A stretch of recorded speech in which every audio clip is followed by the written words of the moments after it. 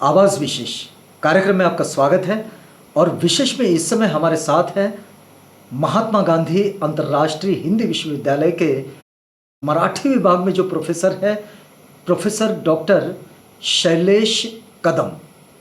लेकिन डॉक्टर साहब का एक खास क्षेत्र है और वो है अनुवाद का क्षेत्र। बड़ा महत्वपूर्ण क्षेत्र है, एक भाषा को दूसरी भाषा में बदल देना। और अनुवाद के इस क्षेत्र में महत्वपूर्ण उनका संशोधन भी है, उनका काम भी है। आज धम्म क्रांति के इन 67 सालों के अवलोकन के परिप्रेक्ष्य में हम प्रोफेसर साहब से ये बातचीत करेंगे कि उनका ये जो अनुवाद का काम है, इस अनुवाद के काम को वास्तव में किस तरीके से समझा जाए। क्योंकि आपको एक बात को याद दिला देना चाहिए, वर्तमान में हमारे पास जो बौद्ध साहित्य है, इस बौद्ध साहित्य में हिंदी में साहित्य मिलता है महापंडित राहुल सांकृत्यायन का, डॉक्टर भदंत आनंद कौशल्यायन जी का, भिक्षु जगदीश काश्यप जी का, डॉक्टर धर्मकीर्ति जी का। लेकिन इन लोगों ने ये जो काम किया है, ये उनके पहले जो भाषा तिब्बती साहित्य था, चीनी में जो था और पाली में जितना साहित्य मिला उनके पास में वो, और जो संस्कृत में रचनाएं थी वो, इन सब को उन्होंने अंग्रेजी में और हिंदी में बदल दिया। तो ये जो भाषा को उसके शब्दों का अर्थ बदले बगैर दूसरी भाषा में बदल देना, ये अपने आप में बड़ा स्किल होता है। ये स्किल डॉक्टर साहब के पास है। डॉक्टर साहब, कार्यक्रम में आपका स्वागत है। हम बातचीत आपसे यहाँ से शुरू करना चाह रहे हैं कि आप बड़े महत्वपूर्ण क्षेत्र में काम करते हैं। बहुत सारे लोगों ने इस दुनिया की मदद की है दरअसल, जिन्होंने अब से पहले और आगे भी जो इस क्षेत्र पर काम करेंगे कि एक भाषा में जो कुछ रचना होती है उस रचना को दूसरी भाषा में बदल देना, और इस भाषा को जानने वाले लोगों के पास उस भाषा को न जानने वाले लोगों की बात को पहुंचाना। तो ये एक बड़ा कम्युनिकेशन का काम है। और इसे मैं भाषा का जो आयात निर्यात कहा जाए, इसका काम आप करते हैं। मैं इस काम को समझना चाहूँगा कि इस काम को वास्तव में आपने क्यों चुना, क्योंकि इसमें लगन होना बड़ा जरूरी होता है। हाँ। आवाज इंडिया के दर्शकों को सप्रेम जय भीम। आज हम बात कर रहे हैं अनुवाद विषय पर, जो मेरा MA MPhil PhD का विषय रहा है, और मैं आज उसी विषय में अनुसंधान का कार्य कर रहा हूँ। बहुत अच्छा सवाल सर आपने पूछा है कि आखिर इस काम को आपने चुना क्यों है। मैं इस काम को चुनने के पीछे एक खास वजह यह है जी कि भाषा, एक भाषा पर पकड़ होना और किसी दो भाषाओं पे पकड़ रखना, यह अपने आप में बहुत चुनौती भरा काम है जी। और मैं पहले से चाहता था कि अगर एकेडमिक में मैं करूँ तो कोई चुनौती भरा काम करूँ। मतलब एक भाषा दो भाषा तो कोई भी सीखता है, लेकिन सीखने के बाद उस भाषा में अनुवाद करे, उस भाषा का निर्वचन करे, उस भाषा में जो हमारी खास करके जो विश्व की भाषा है अंग्रेजी, उसको बेहतर तरीके से समझे। तो ये मेरे इस चयन के पीछे की खास भूमिका रही है। लेकिन सर, इसमें तो एक सबसे महत्वपूर्ण बात तो ये भी आती है कि आपने बहुत सारी भाषाओं को सीखना भी होगा। जी। तो आपने कितनी भाषाओं को सीखा? मूलतः मैंने जर्मन भाषा सीखी है और मेरी मातृभाषा मराठी है। और यहाँ हिंदी विश्वविद्यालय में आकर मैंने जिस मतलब जो वैश्विक स्तर पे जिस हिंदी को मान्यता है जी, उस हिंदी को मैंने सीखा है। मैं आपके साथ अभी जो बातचीत कर रहा हूँ, ये बातचीत ना बम्बई हिंदी में हो रही है, ना हैदराबादी हिंदी में हो रही है, ना नॉर्थ ईस्ट वाली हिंदी में हो रही है। ये जो अकादमिक जगत या जो वैश्विक स्तर पर जिस हिंदी भाषा की हम बात करते हैं उसी हिंदी भाषा में बातचीत हो रही है, और उसी को मैंने इस हिंदी विश्वविद्यालय में आकर सीखा है। जी।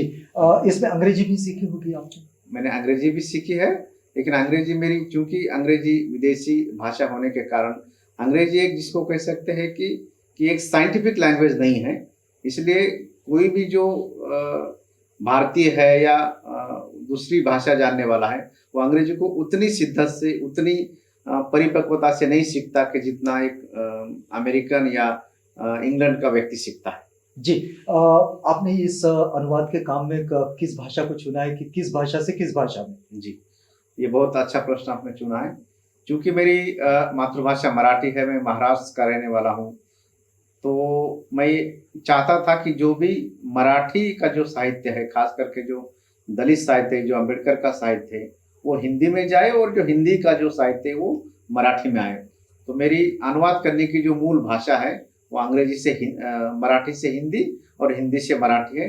अंग्रेजी में मैं कुछ करता हूँ मतलब, लेकिन वो जो प्रशासनिक जो पत्र होते हैं या जो प्रशासनिक रिपोर्ट होते हैं जी, उसको मैं सिर्फ अंग्रेजी से मराठी हिंदी में करता हूँ।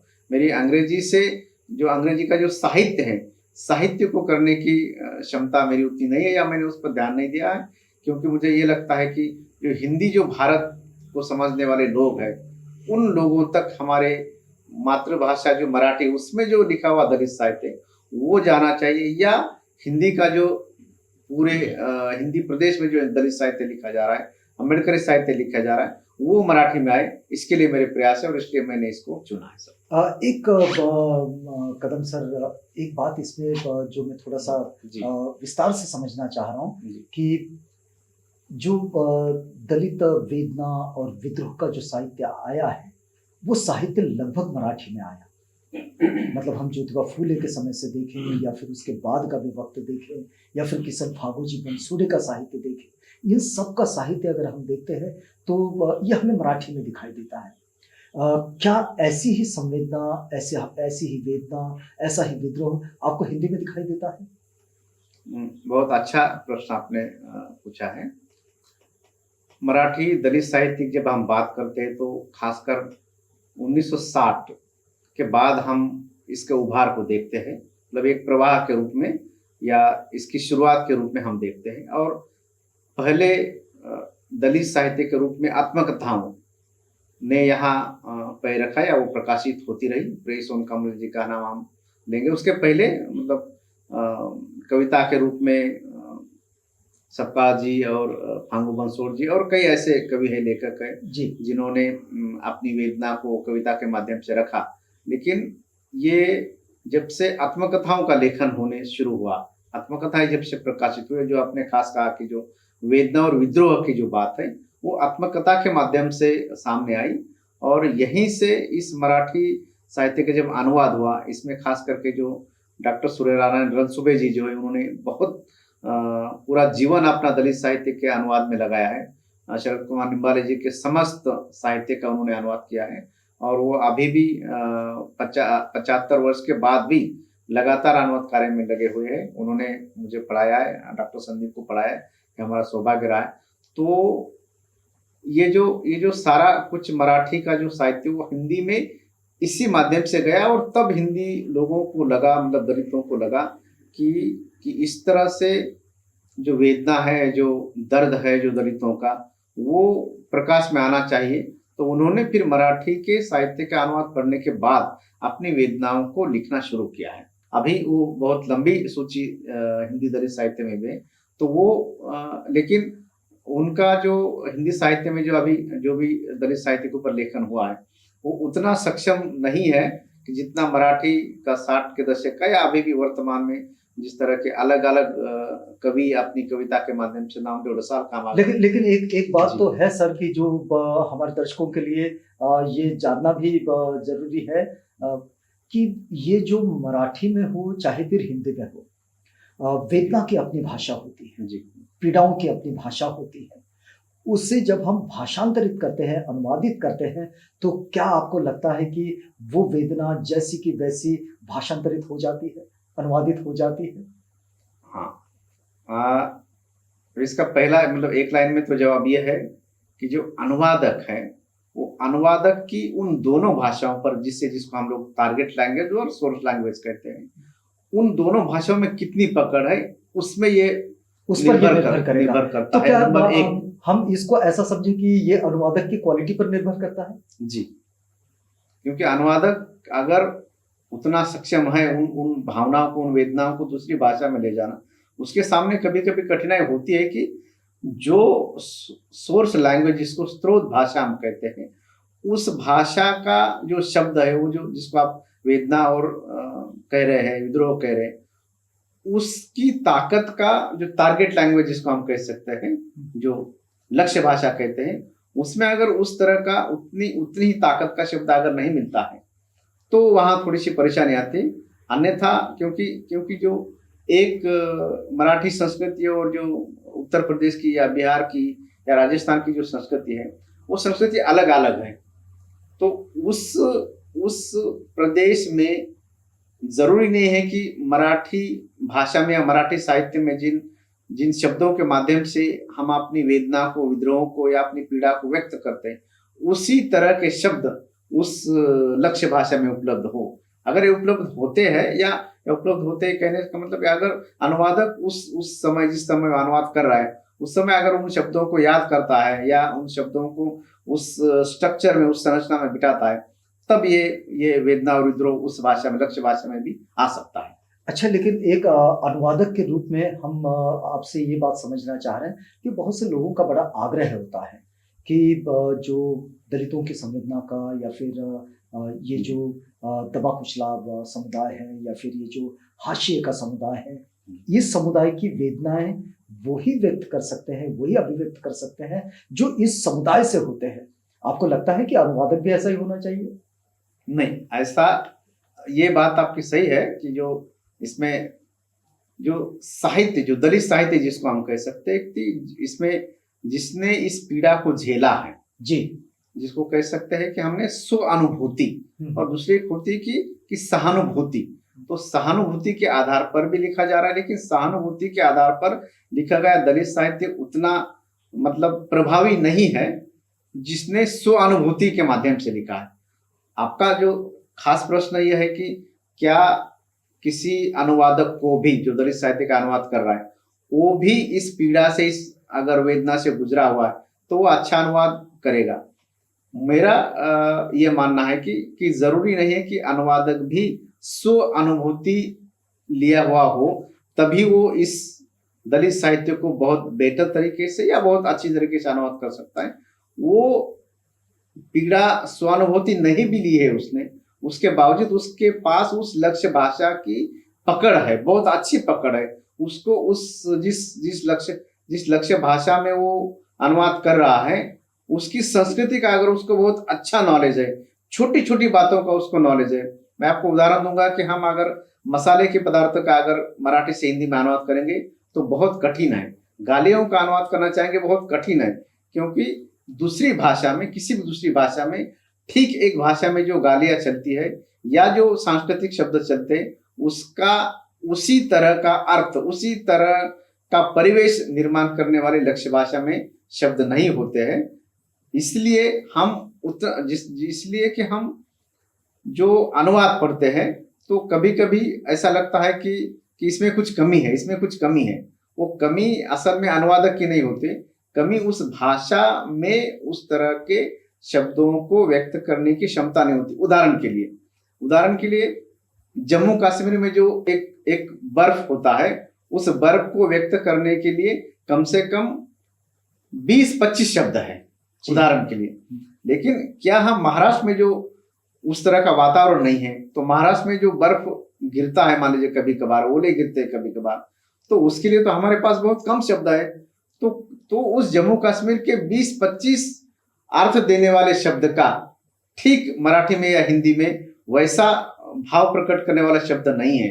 तो हम ये तो वो शब्द मिलेगा इसकी कोई संभावना बहुत नहीं बनती। तो ये इस तरह की मसालों के शब्दों के माध्यम से, ग्रामीण शब्दों के लिए, गाली गलौज के लिए, या कुछ ऐसी जो कुछ विशिष्ट समुदाय की जो भावना है उनका अनुवाद करने में ये समस्याएं आती है। एक बात हम आपसे ये भी समझना चाह रहे हैं कि इस वक्त में जो अनुवाद का ये जो पूरा क्षेत्र है, आप तो अनुवाद को पढ़ाते हैं, निर्वचन को पढ़ाते हैं, लेकिन इस पढ़ने पढ़ाने की प्रक्रिया में आप ये भी तो बता पाएंगे कि इस वक्त में किस तरह के अनुवाद की प्रक्रिया चल रही है, किस भाषा से किस भाषा में अनुवाद की प्रक्रिया बहुत ज्यादा चल रही है इस वक्त? अनुवाद आज के दौर में एक तरह से एक बड़ा बाजार है, एक वैश्विक बाजार है। और हम अगर भारत की बात करते हैं तो भारत का जो साहित्य, मतलब जो प्रमुख भाषाओं का जो साहित्य है, उस साहित्य को तो हिंदी में प्रकाशित किया जा रहा है, मतलब उसका हिंदी में अनुवाद, मतलब अधिकतर फोकस जो वो हिंदी पर है। हिंदी पर, मतलब अन्य भाषाओं से चीजें हिंदी में आती जा रही है। जी। अच्छा, हिंदी में आती है, फिर हिंदी से वो अंग्रेजी में जाती है। तो और जो मतलब दूसरा इसका देखें तो जो वैश्विक बाजार के रूप में भी अनुवाद उभर रहा है। जितनी भी मल्टीनेशनल कंपनियां हैं, जितनी भी औषध की कंपनियां हैं, आप समझ सकते हैं कि एक औषध की कंपनी का जो एक ब्रोशर होता है वो करीब करीब भारत में अगर उसको बेचता है तो 4-5 भाषाओं में होता है जी। तो वहां भी आपको अनुवादक के रूप में एक बड़ी एक रोजगार के अवसर उपलब्ध है। साहित्यिक रूप में भी आपके पास बहुत सारे अभी मैं दिल्ली गया था और एक पब्लिकेशर के पास गया था तो उन्होंने कहा कि हमारे पास जो अंग्रेजी से या हिंदी से भारतीय भाषाओं में अनुवाद करे या भारतीय भाषाओं का हिंदी में या अंग्रेजी में अनुवाद करे, ऐसे अच्छे अनुवादक नहीं मिल रहे हैं, उन्होंने स्पष्ट कहा। और इस तरह से ये पूरा बाजार होने के नाते और कोई भी जो साहित्यिक कृति है जिसको ज्ञानपीठ पुरस्कार मिलता है या किसी को कोई भी पुरस्कार मिलता है तो उस कृति का तत्काल भारतीय भाषाओं में अनुवाद प्रकाशक करना चाहते हैं, लेकिन उस सभी भाषाओं को जानने वाले या उस भारतीय भाषाओं को हिंदी में ले जाने वाले अनुवादकों की आज के मतलब ये 2023 में भी बहुत कमी है। आपको क्या लगता है कि एक जो अनुवादक होता है उस अनुवादक के पास क्या गुणवत्ता होनी चाहिए? क्योंकि हमारे जो दर्शक इस वक्त आपको देख रहे होंगे उनमें ऐसे भी कई होंगे, छात्र छात्राएं होगी जो इस विषय में कोई संशोधन करना चाहे, इस विषय को अपना करियर डिजाइन करना चाहे, तो उनके लिए आपकी क्या बात हो सकती है? आपके प्रश्न में दो बातें हैं। एक बात तो यह है कि जो अनुवादक के रूप में अपना करियर करना चाहते थे, और दूसरा है कि अनुवाद के रूप में जो या अनुवाद के क्षेत्र में अनुसंधान करना चाहते हैं या वो एकेडमिक्स में आना चाहते हैं जी। तो जो पहला है कि अनुवाद के रूप में वो आना चाहते हैं, उनके लिए ये जरूरी है कि वो दोनों जो भाषाएं है, दोनों भाषाओं का जो व्याकरण है खास करके, क्योंकि व्याकरण में मैं खास करके बताना चाहूंगा कि सब्जेक्ट ऑब्जेक्ट वर्ब मतलब हमारी जो स्ट्रक्चर है भाषा का वो, और अंग्रेजी का सब्जेक्ट वर्ब SVO और SVO इस तरह की वो समझता मतलब कर्ता कर्म और क्रिया इस तरह का स्ट्रक्चर है। तो अंग्रेजी का इससे थोड़ा उलट स्ट्रक्चर है। हम अनुवाद भी करते हैं तो अंग्रेजी का करते समय हम लोग लास्ट से पहले तक आते हैं और भारतीय भाषाओं का करते हैं तो पहले से लास्ट तक जाते हैं, मतलब कि वो उल्टा चलता है, क्योंकि उसमें जो ऑब्जेक्ट है जो वर्ब है वो वर्ब अंग्रेजी का उल्टी तरह से चलता है। तो इसलिए उसको ये जो कर्ता कर्म जो है या क्रियापद जो है वो अगर कोई अनुवादक मतलब है वो उस किसी वाक्य में से वो निकाल पाता है मान लीजिए, तो उसको इस बात का पता चलता है कि मुझे जब अनुवाद करना है तो उन ये अनुवाद शब्दों को रखने का खेल है एक तरह से, बहुत बहुत आसान भाषा में कहा कि ये शब्दों को आपको एक तरह से रखना है, एक लाइन में रखना है जिससे बेहतर अर्थ निकल पाए। तो ये शब्दों के खेल के साथ में आपको खेलना है, और इस खेलने के लिए आपको कर्ता कर्म क्रियापद या कर्ता क्रियापद कर्म की अगर जानकारी है तो आपका एक तो बेसिक हो गया। इसके बाद में आपको जो भी कल्चर है, कल्चर की जानकारी बहुत जरूरी है, बहुत ही जरूरी है।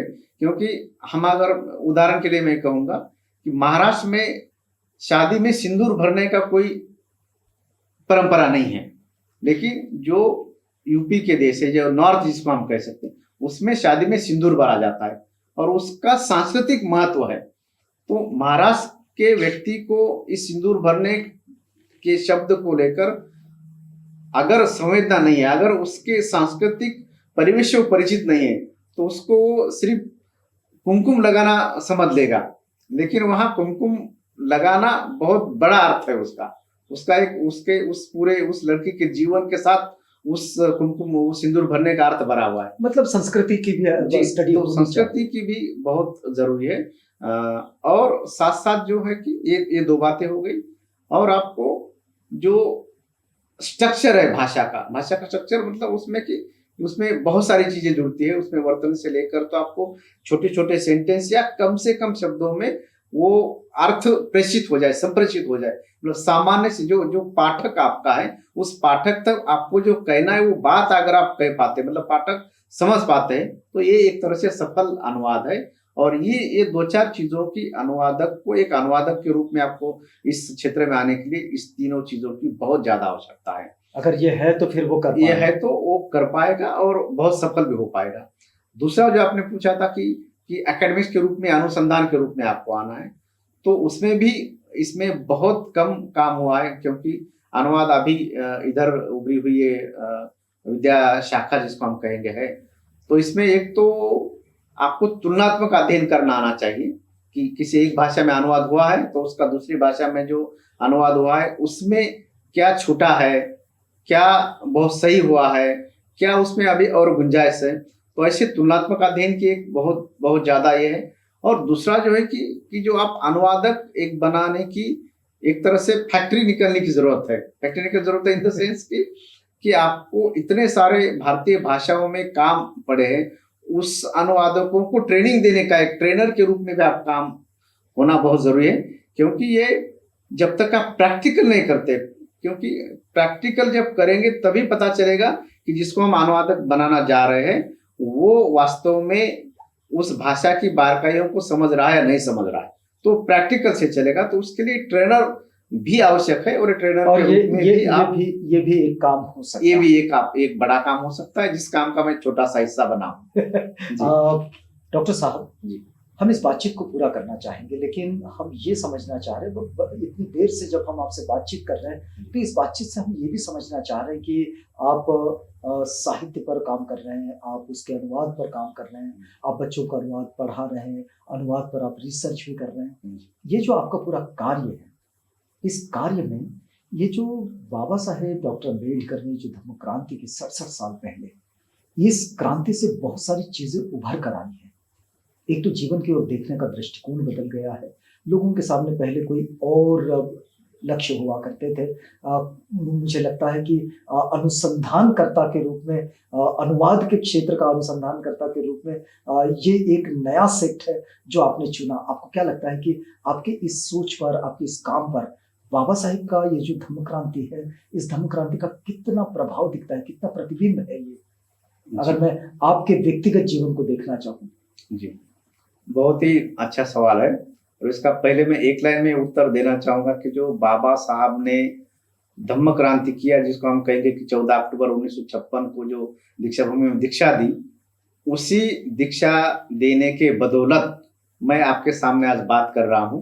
अगर वो दीक्षा देने का काम अगर बाबा साहब ने न किया होता तो शायद मैं यहाँ आपके साथ बातचीत नहीं कर रहा होता। पहला तो ये। और दूसरा ये है कि मुझ पर क्या उसका असर है। तो मैं, जैसे मैंने पहले सवाल में कहा कि मैं बहुत चुनौती भरा काम करना चाहता हूँ, मतलब वो भाषा में चुनौती, क्योंकि दोनों भाषाओं पे पकड़ रखना वास्तव में एक चुनौती भरा काम है। जब आप एक लाइन का अनुवाद करने जाएंगे और जब आप एक शब्द के लिए अटक जाएंगे, तब आपको इसकी अहमियत पता चलेगी कि कितना श्रम करना होता है दोनों भाषाओं पर पकड़ लाने के लिए। तो मैं ये पूरे, मतलब जब अम्बेडकर जी को पढ़ रहा हूँ तो मैं सोचता था कि उन्होंने विदेश में जाकर, और खास करके जो अंग्रेजी भाषा है उस पे इतना अधिकार प्राप्त किया। उसके बाद में उन्होंने संस्कृत भाषा भी सीखनी चाहिए। उसके बाद में उन्होंने मराठी में जिस तरह का उनका लेखन है उसका कोई जवाब नहीं है। तो अगर बाबा साहब अम्बेडकर एक अकेले व्यक्ति इतना बड़ा काम कर सकते हैं, कुछ ना कुछ उनसे मुझे भी सीखना चाहिए, मुझे भी उनसे कोई एक प्रेरणा लेनी चाहिए। और वो अगर उतना कर सकते तो मैं मेरे जीवन में जितना कर सकता हूँ उतना मुझे करने में क्या दिक्कत है।